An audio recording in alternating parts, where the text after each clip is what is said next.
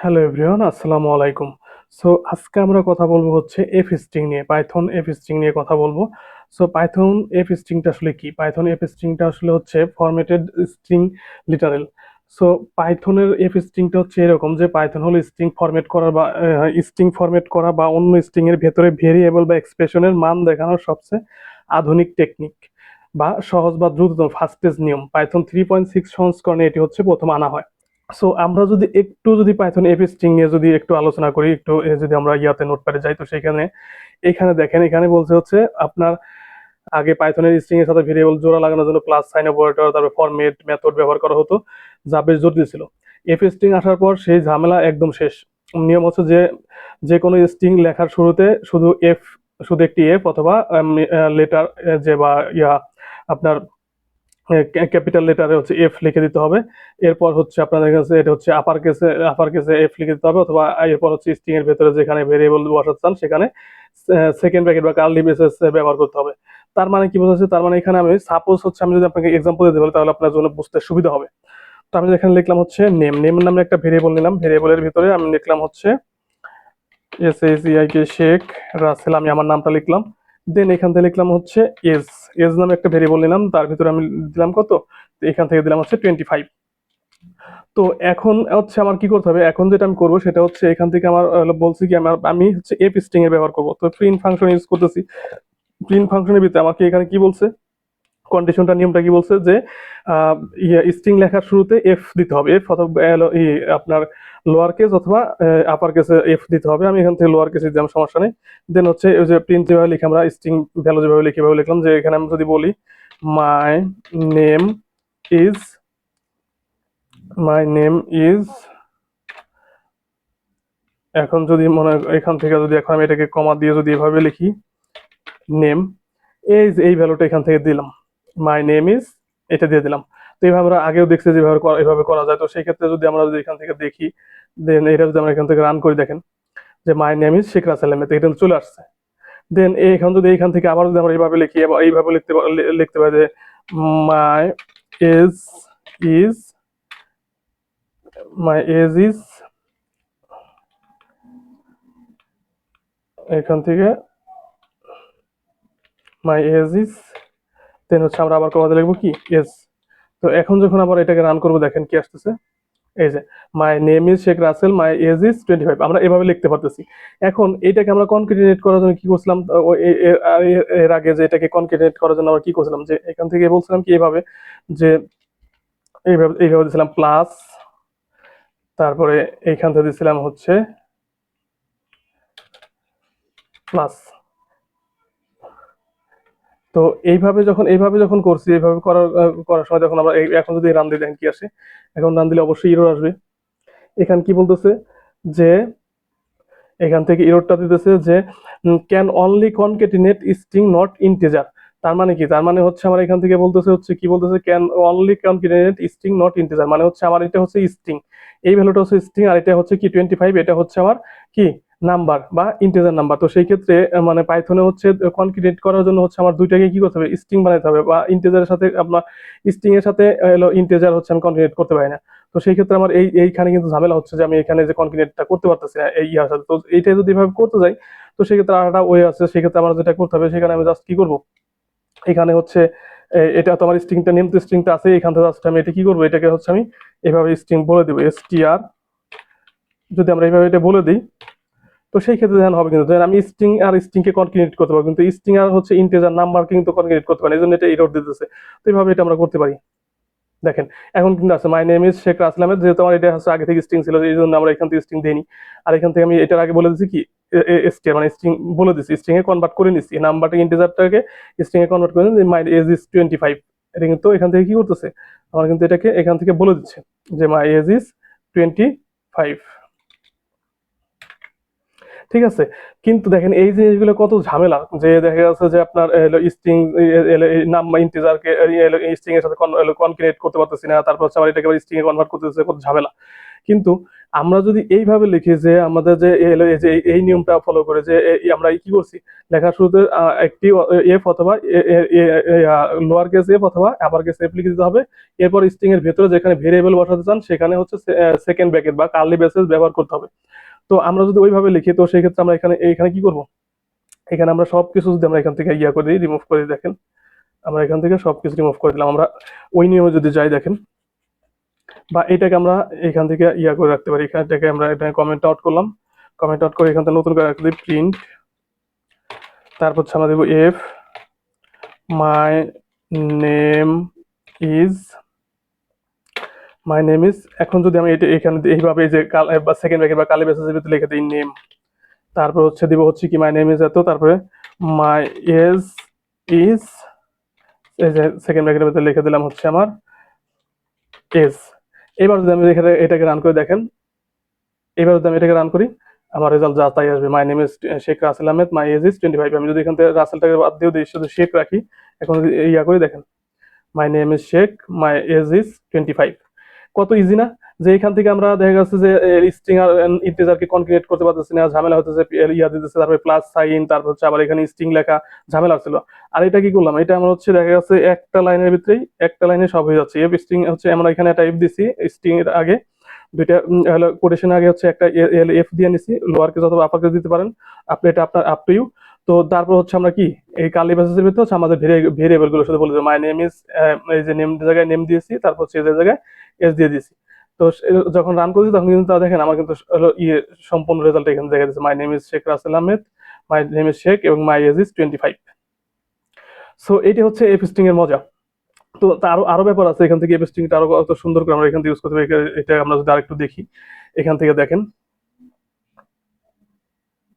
যে F string এর ভেতরে গাণিতিক হিসাব বা এক্সপ্রেশন, এফ স্ট্রিং এর ভিতরে গাণিতিক হিসাব বা এক্সপ্রেশন বা এফ স্ট্রিং এর সবচেয়ে সুবিধা হলো আপনি কার্লি ব্র্যাকেটের ভিতরে শুধু ভেরিয়েবল নয়, সরাসরি যে কোনো পাইথন কোড বা গাণিতিক হিসাবও করে ফেলতে পারেন। তার মানে কি বলছে, এখান থেকে যদি বলি হচ্ছে আমরা গাণিতিক হিসাব যেভাবে বলছে, a is equal to 10, b is equal to 5 দিলাম, দেওয়ার পরে এখান থেকে আমরা বলি প্রিন্ট,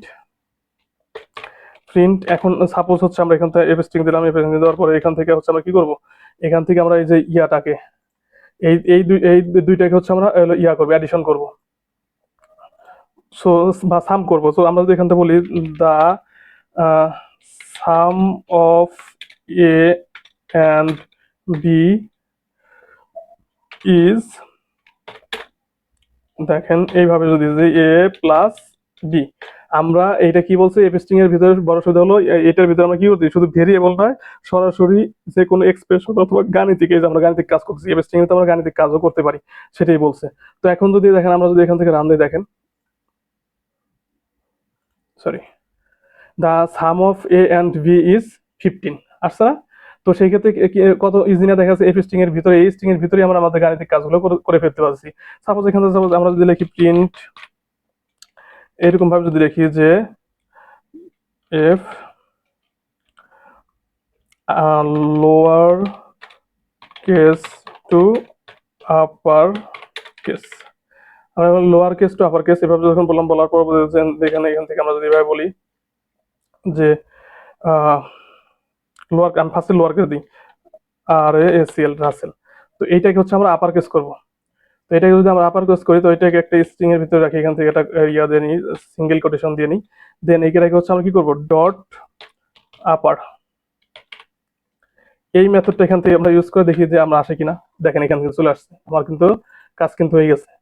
আমরা এটার ভিতরে ম্যাথমেটিক্যাল টার্মও ইউজ করতে পারছি, আবার এক্সপ্রেশন, আপার এক্সপ্রেশন, যে এক্সপ্রেশনও ইউজ করতে পারতেছি। মানে আমরা এই এফ স্ট্রিং দিয়ে কত দ্রুত কাজগুলো করতে পারতেছি। এটার ভিতরে প্লাস সাইন লাগতেছে না, ফরম্যাটেড লাগতেছে না, কোনো কিছু লাগতেছে না, যে শুধু আপনার স্ট্রিং লেখার শুরুতে হচ্ছে আমরা একটা এফ দিয়ে রাখতেছি, দেন হচ্ছে কার্লি ব্র্যাকেটের ভিতরে আমাদের ভেরিয়েবল কল করতেছি, দেন হচ্ছে আবার যেভাবে এক্সপ্রেশন দিয়েও আমরা কাজগুলো করতে পারতেছি। এখান থেকে কি বলছি, এখান থেকে রাসেল আছে আপনার কি বলছি, lower case to upper case. তো সেই ক্ষেত্রে একটা ভেরিয়েবলকে বা একটা সিকোয়েন্স অফ ক্যারেক্টারকে আমি কি করলাম, এখান থেকে লোয়ার কেস ছিল, এটা লোয়ার কেস ছিল, এটা আমি কি করে দিলাম upper case, lower case to upper case, এই যে ঠিক আছে।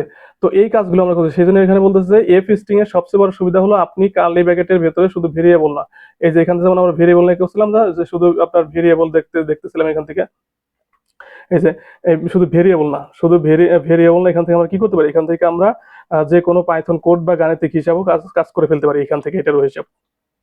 তো এই হচ্ছে এই ছিল হচ্ছে আপনার দেখা যাচ্ছে স্ট্রিং হচ্ছে এক্সপ্রেশন। দেন আমরা যদি এখানে আরো আরো জিনিস আছে, এখান থেকে দেখা যাচ্ছে যে আপনার দশমিকের পর দশমিকের পর ঘর নির্ধারণ করা, ফ্লোটিং পয়েন্ট বা ফ্লোটিং ফরম্যাটিং। ধরুন মানে হচ্ছে এখান থেকে যদি সাপোজ হচ্ছে আপনার এই যে এখানে বলছে যে ধরুন এখানে আমি বললাম ভ্যালু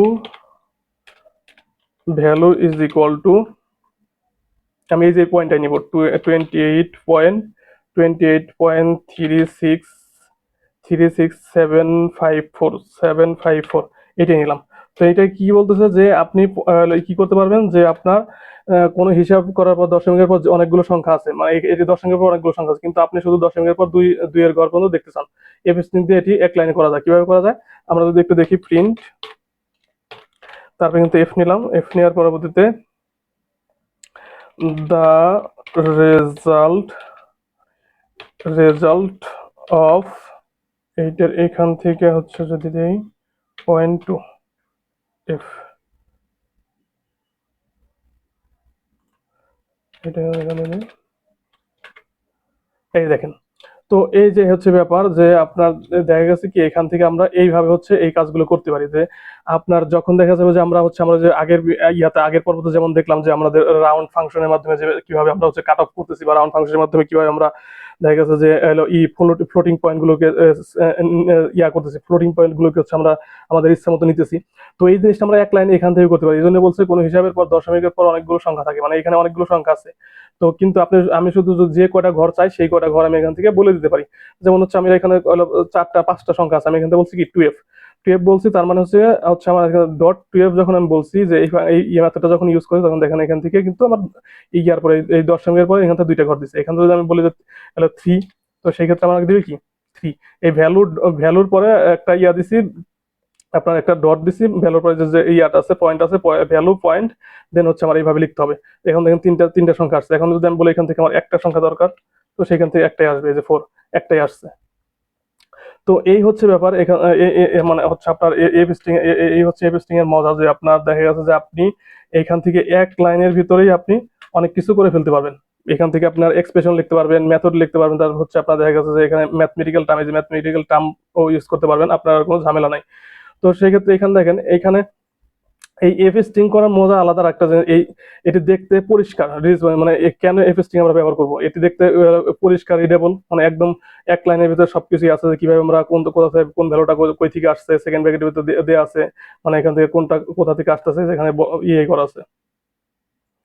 এখান থেকে দেখেন যে এখানে যে একটা লোয়ার কেস, আপার কেস, তারপর sum of the A and B, সবকিছু কিন্তু একটা ইয়ার ভিতরে আছে, সবকিছু সুন্দর মতো দেখা যাচ্ছে। এই জন্য বলছে এখানে দেখতে পরিষ্কার এবং রিডেবল, কোড লিখতে সময় লাগে, এবং কোড লিখতে সময় লাগে,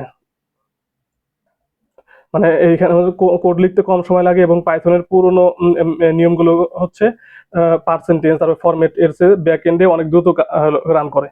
মানে হচ্ছে আপনার দেখা গেছে আমাদের যে পুরোনো যে ফরম্যাটে কাজ করছিলাম, যে পার্সেন্টেজ ফরম্যাট, তারপরে যে কনটিনিউট প্লাস কনটিনিউট, এইগুলো হচ্ছে আপনার দেখা গেছে যে স্লো কাজ করে, আর এটা হচ্ছে অনেক ফাস্ট কাজ করে।